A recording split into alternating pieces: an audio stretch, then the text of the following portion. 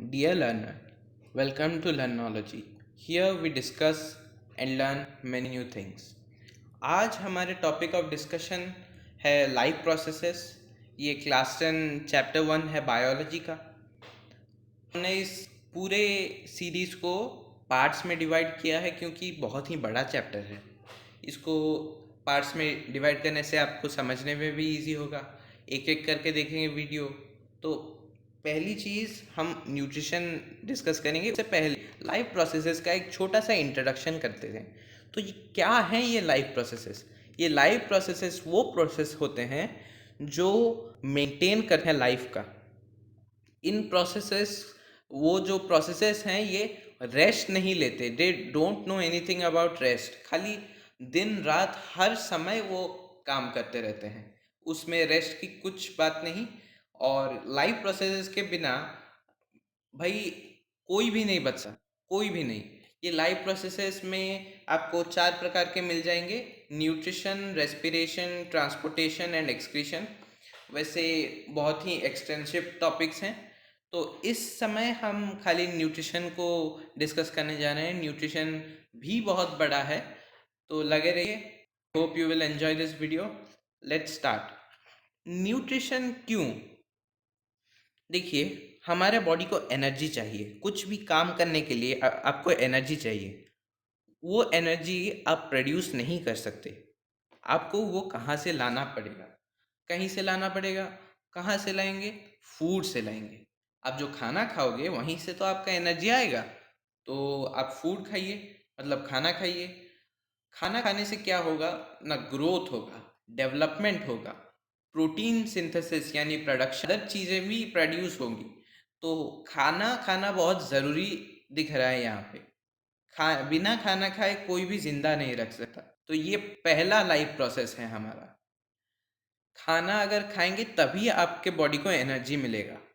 अब आगे हम कुछ वेज देखेंगे जहाँ से आप फूड ऑब्टेन सकते हैं।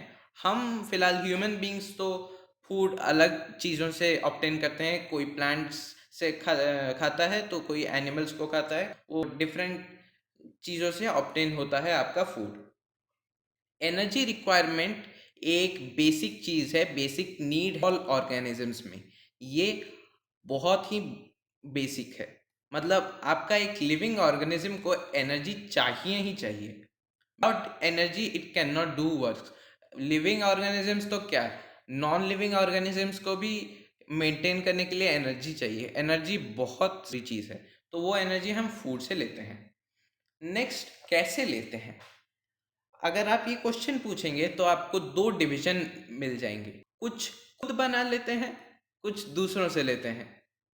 ये दूसरों से लेने वाले हेट्रोट्रॉप्स हैं और ये खुद बनाने वाले ऑटोट्रॉप्स हैं। ऑटोट्रॉप्स मेनली ग्रीन प्लांट्स होते हैं और कुछ बैक्टीरिया भी हैं जो खुद का खाना खुद बनाते हैं। ये हेट्रोट्रॉप्स दूसरों से, मतलब ऑटोट्रॉप्स से डायरेक्टली और इनडायरेक्टली खाना लेते हैं। वैसे चीता तो घास फूस नहीं खाता, वो इसे खा सकता है, ये घास फूस खाएगा। तो पहले हम ऑटोट्रॉप्स के बारे में थोड़ा सा डिस्कस कर लेते हैं। ऑटोट्रॉप्स खाना बनाते कैसे हैं? वो बनाते हैं फोटोसिंथेसिस से। फोटोसिंथेसिस एक प्रोसेस है, आप तो जानते ही होंगे, फिर भी मैं डिस्कस कर लेता हूँ। फोटोसिंथेसिस कार्बन डाइऑक्साइड और वाटर को लेके क्लोरोफिल जो सनलाइट को ट्रैप करता है उसे मिला के ग्लूकोज बनाता है। और ऑक्सीजन भी एक बाय प्रोडक्ट है, वाटर भी एक बाय प्रोडक्ट है। तो टोटल आप कार्बन डाइऑक्साइड लेंगे, पानी लेंगे, थोड़ा सा सनलाइट देंगे और आपका ग्लूकोज रेडी है। तो ऐसे बनाते हैं वो लोग फूड। ग्लूकोज जो एक्स्ट्रा बच जाता है वो स्टार्च के फॉर्म में स्टोर हो जाता है। जो हम फ्रूट्स खाते हैं और जो अलग अलग चीज़ें प्लांट बॉडी से खाते हैं, वो मेनली वो जो एक्स्ट्रा फूड है वो। नेक्स्ट आप सोचेंगे कार्बन डाइऑक्साइड आया, तो ये स्टोमा जो है ये कार्बन डाइऑक्साइड को इनसाइड लेती है। जो स्टोमा के 2 गार्ड सेल्स हैं, ये जो गार्ड सेल क्या करते हैं, प्लांट बोलने से वो ओपन या क्लोज होते हैं। जब ओपन हो जाते हैं, जो मतलब अंदर जितना कार्बन डाइऑक्साइड नहीं है बाहर उतना है, तो बाहर से अंदर कार्बन डाइऑक्साइड घुस जाता है। अगर ये बंद हो जाएंगे तो कुछ नहीं होगा। और ये गार्ड सेल्स भी नॉर्मल सेल्स की तरह हैं। आप देख सकते हैं न्यूक्लियस है, वैक्यूल है, एक नॉर्मल प्लांट सेल है, सेल वॉल, इतना सब चीज़ें हैं। तो इनका भी एक, और ये एक चीज़ है, ये स्पेशलाइज्ड टिश्यू है कि मतलब और कोई टिश्यू, वैसे तो एक्सचेंज ऑफ गैसेस प्लांट्स में होता है, लेकिन कार्बन डाइऑक्साइड खाली स्टोमा लेता है। तो ये एक बड़ी चीज़ है इसकी। नेक्स्ट, क्या क्या इवेंट्स होते हैं फोटोसिंथेसिस में। वैसे तो फोटोसिंथेसिस में कौन सा पहले होता है कौन सा बाद में नहीं कह सकते, क्योंकि एक कॉन्टिन्यूस प्रोसेस है, दिन में आपको देखने को मिल जाता है। यहाँ पे पहले लाइट एब्जॉर्ब होती है। मैं बोल पहले होती है, लेकिन वो पहले नहीं होती। लाइट ऑब्जॉर्ब जैसे होती है, वो जो लाइट है वो केमिकल एनर्जी में कन्वर्ट हो जाता है। लाइट कौन एब्जॉर्ब करता है? वो क्लोरोफिल एब्जॉर्ब करता है। ये क्लोरोफिल कहाँ पे होता है? क्लोरोप्लास्ट में होता है। अब जितने भी क्वेश्चन पूछोगे, आप उतना ही अंदर अंदर जाते रहोगे, तो क्वेश्चन पूछते रहो। कार्बन डाइऑक्साइड जो चीज़ है, उसको कन्वर्ट करते हैं इस एनर्जी को लेके कार्बोहाइड्रेट्स में।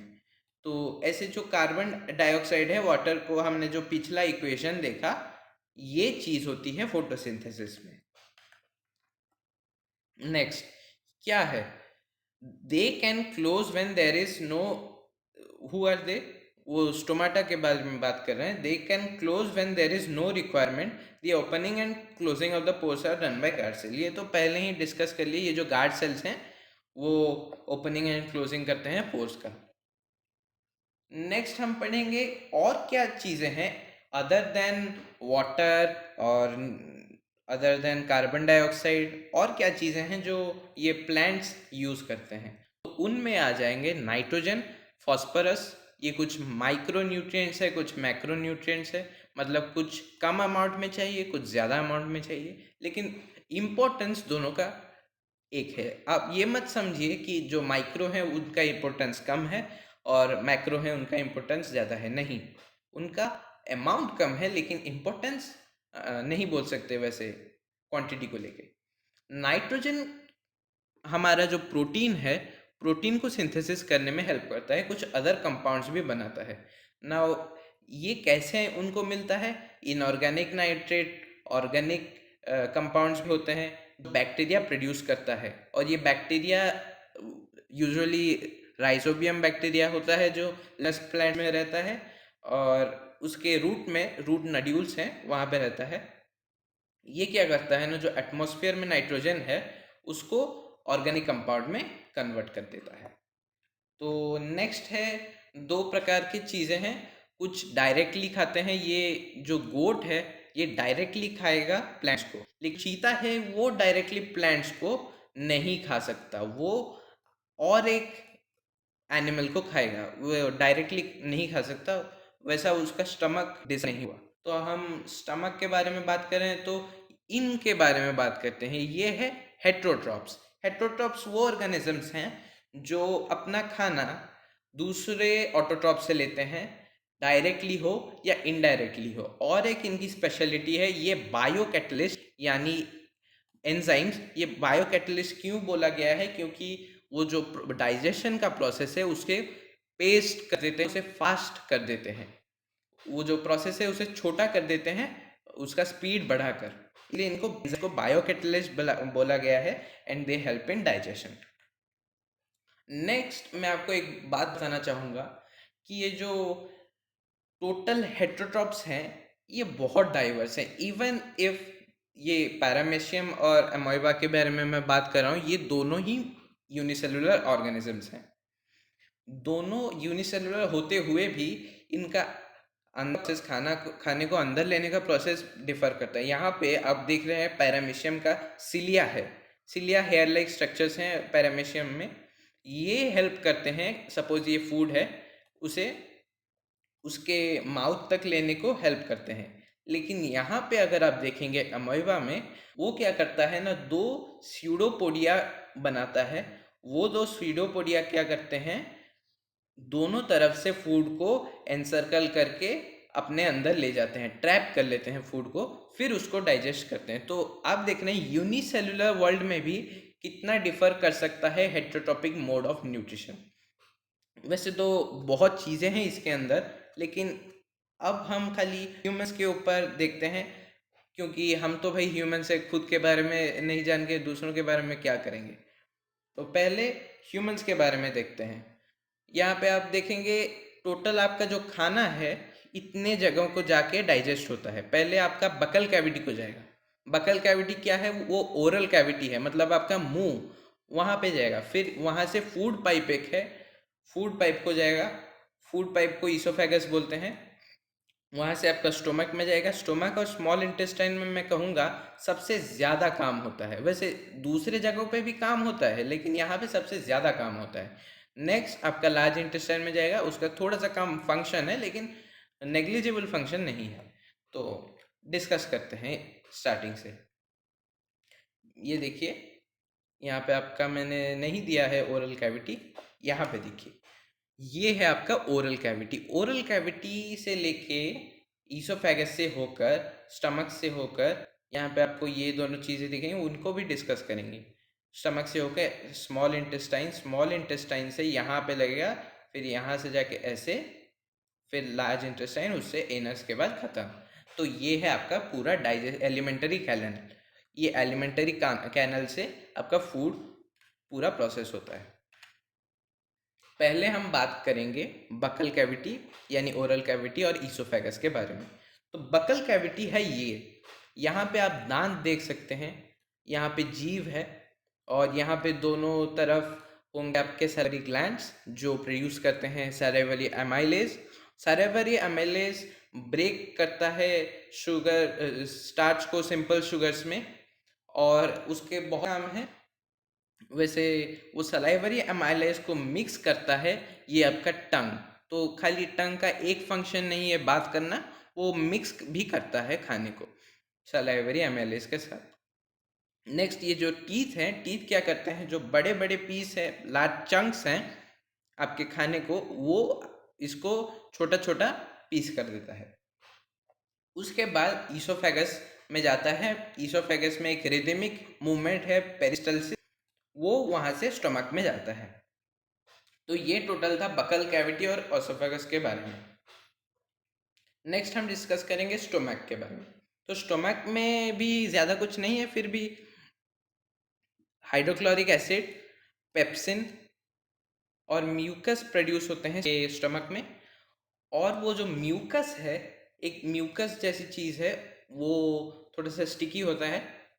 वो क्या करता है? उसका काम है हाइड्रोक्लोरिक एसिड से आपके इनर लाइनिंग, स्टमक के इनर लाइनिंग को प्रोटेक्ट करना। और ये तीनों चीज़ें गैस्ट्रिक ग्लैंड से निकलती हैं जो कि स्टमक में प्रेजेंट है।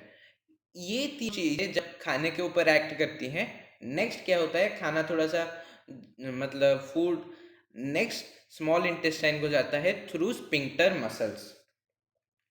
तो ये आप देख सकते हैं, यहाँ से फूड आया, यहाँ पे गैस्ट्रिक ग्लैंड्स होते हैं इनर लाइनिंग में, यहाँ से हाइड्रोक्लोरिक एसिड खाने में मिलता है, हाइड्रोक्लोरिक एसिड और पेप्सिन, उसके साथ म्यूकस भी प्रोड्यूस होता है जो आपके इनर लाइनिंग को सेव कर देता है।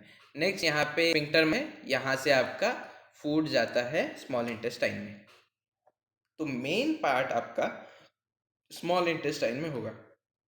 स्मॉल इंटेस्टाइन लार्जेस्ट और लॉन्गेस्ट पार्ट है आपका एलिमेंटरी कैनल के, मतलब ये सबसे बड़ा पार्ट है। और यहाँ पे सबसे ज़्यादा काम भी होता है, क्योंकि थ्री मेन न्यूट्रिएंट्स जो हैं, कार्बोहाइड्रेट्स, प्रोटीन्स एंड फैट्स, यहीं पे ही ब्रेक डाउन होते हैं। किसके हेल्प से? ना लीवर और पैनक्रियाज के हेल्प से, वो भी हम डिस्कस करने जा रहे हैं। जस्ट मैं आपको थोड़ा सा और कुछ बातें, मतलब जो स्मॉल इंटेस्टाइन के साथ ही रिलेटेड है, वो बता देता हूँ। तो पहली चीज़ है कि जो विली है, स्मॉल इंटेस्टाइन में जो खाना आता है वो ब्रेक डाउन होता है।